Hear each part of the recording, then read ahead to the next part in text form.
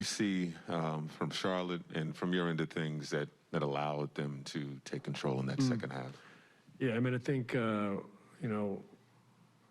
they went small in the second half. For a large part, it became a one-on-one game, and we couldn't guard the ball as well as they could.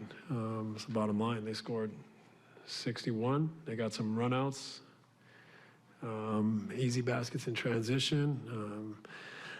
We struggled. We got static. We stopped attacking the basket, and we're not ourselves in the second half.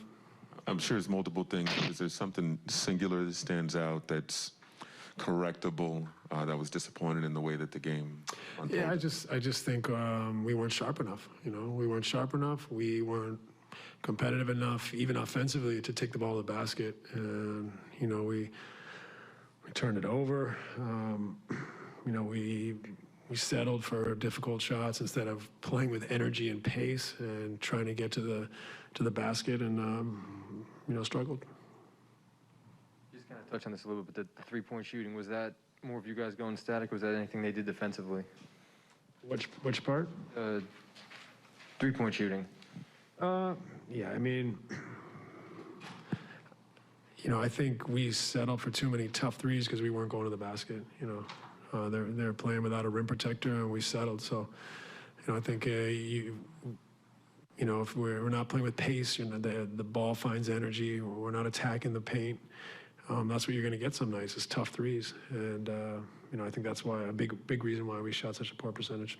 When they went small, kind of late in the late going, in your mind, was that just a personnel issue? Was that just simply come down to guarding your man? Yeah, I mean, sometimes there's randomness in basketball. I mean, I don't know how many points they got from Ish Smith in the fourth quarter, but he had a hot fourth quarter. We had a cold fourth quarter, and the game got away from us. And sometimes that just happens in the NBA. But we still look at all the reasons, all the things that we could do better and improve on for sure. So James is obviously someone who's averaged, 10 free throw attempts per game for the better part of his career. 4 in games 1 and 2, and just 1 attempt tonight. What are you seeing from him in terms of how he's maybe responding to the way the rule changes has impacted his game? And is that kind of a problem when you have a guy who's kind of reliant in a way on getting to the line, who is now kind of unable to do so? Yeah, I think he's got to stick with it. I feel like he's unfairly become the poster boy of not calling these fouls. But some of them are definitely fouls still, but they're just so alert and aware, and he's the poster child of these new decisions that they're still, I get it, there's a line, but some of them are still fouls. So he's just got to stick with it. He's got to keep going to the basket. He's got to, do what he does, because a large portion of them are still fouls, and if he doesn't get fouls, he can still make plays. He can still finish and pass and do all the things that he does. So he's just got to continue as he, finds his rhythm again after very little basketball for, half a year now.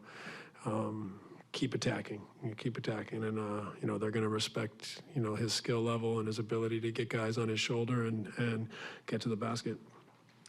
Steve, what are you seeing exactly as far as plays that you think that are fouls, or is it contact inside the paint, or is it on the perimeter? Harden. With James? No, I think it's on the drive. They're hyper aware of him reaching for guys' arms, but guys aren't set, and they're getting caught, not in a legal guarding position, bumping him. That's a foul. That has nothing to do with the hands. Those are the ones that I take a little exception to, but James will get there.